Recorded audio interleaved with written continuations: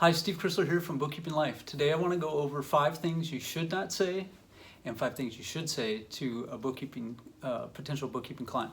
So the first thing you do not want to say is, I don't know how to do that. If ever asked by a potential client or an existing client, you just do not want to say, I don't know how to do that. You want to say something along the lines of, I will find out how to do that, or I will look into that, something along those lines. You don't want to come across as not knowing something, even though it's very, very common not to know everything. You can't know everything, especially in the world of bookkeeping and taxes. You just don't want to come across as not knowing something, and that's just the wrong thing to say. You always want to say you'll look into it if you don't know exactly how to do it at that moment. And if a client or a potential client expects you to know everything, then that's not a good fit. You don't want a potential client or a client to expect you to know everything. These are industries where you just can't know everything. And if they don't understand that, you can explain it to them, or it's just not going to be a good fit. So you can move on to other clients that are more understanding. Another thing that you don't want to say is, I've never done that before. If something comes up and you just don't want to put that information out there that you've never done that before. You always want to come across as somebody that can figure things out. Nowadays everything is out there that you can figure out. You can dig it up on YouTube. There's thousands of good videos on YouTube. So everything's available to figure out. So if something comes up in QuickBooks, you can ask my community. You can also look online for the answer, and it's out there. So don't ever want to say I've never done that before, because it makes you look like it makes you look like you haven't figured out that you don't want to say that kind of thing yet, and it also makes you look like you're not going to figure it out. So it's just really a bump in the road that you're going to figure it out and get back to them on that. Another don't do is you don't ever want to say no to something.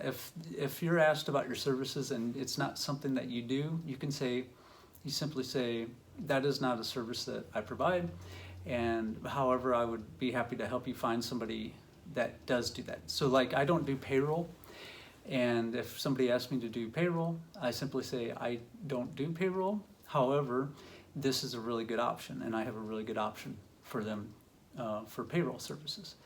And you don't necessarily have all those when you first start out. You may not have a resource for say taxes.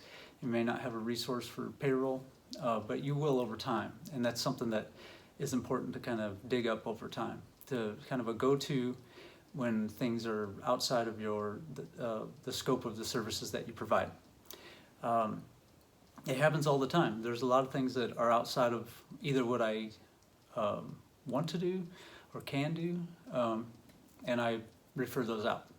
So it's a win-win. It's a win for your potential client or client, and it's also a win for the person that you're referring to. And that's a good way to build up relations with, say, a CPA or a tax preparer. If you don't do taxes, you refer them business, and they might be sending you bookkeeping clients over time. So that's a good thing to do. The fourth thing that you don't want to do is you don't want to cheapen yourself. You don't want to say, I'll give you the cheapest rate, or I'll give you the best rate in town. I offer the best rate in town. You don't want to do that. It cheapens your services. It makes you look desperate. So you really don't want to do that. You really want to talk about the benefits that you provide, the services that you provide, and the good value that you provide for your rate of services. So you don't want to say, I've got the best rate in town, you can't beat this anywhere, because it just makes you look bad. And you want to show that you provide a lot of value for the dollars that you charge, a lot of bang for the buck. So keep that in mind when you're talking about your services and how much you're charging. You're gonna put numbers out there to people, potential clients, and they are going to either like those numbers or not like those numbers, and you can work with them. I work with people all the time. I'll throw out a number. I'll say, I think that it'll be this much per month. I usually say it like this. It'll be X amount per month. I give them a number there. And but once I get into it, I'll be able to determine if I'm really on the mark with that number. And I'll let you know if it should be more than that or less than that, but I'm pretty sure that that'll be the number. And then if they kind of hesitate at that number, I can say, well, what were you thinking it would be?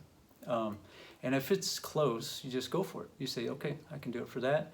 Or if it's way lower, then you really want to talk about the value that you provide and the reason why it's that amount, and the benefits that of having a outside bookkeeper provide versus having somebody come in-house. So you know, they're going to pay a lot less over time for an outside bookkeeper, independent contractor, than hiring somebody to come in and sit in-house, do their bookkeeping, and where they would have to put them on their payroll and stuff like that. So there's a lot of benefits to having a virtual bookkeeper, and so you have to let them know that sometimes. Not everybody knows those benefits.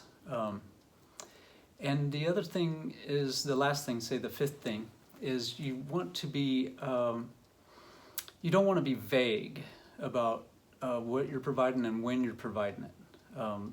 The important thing is, if you tell them it'll be done by Friday, it should be done by Friday. If something comes up and it's going to take you a couple extra days, communicate that with them. Good communication is key for potential clients and also ongoing clients. The best way to build up your practice is to hang on to the clients that you have. You don't want to lose the clients you have, because then you have to work to fill those spots. So when you get clients, you really want to hang on to them unless it's just a bad fit. So you want to keep them happy with good communication.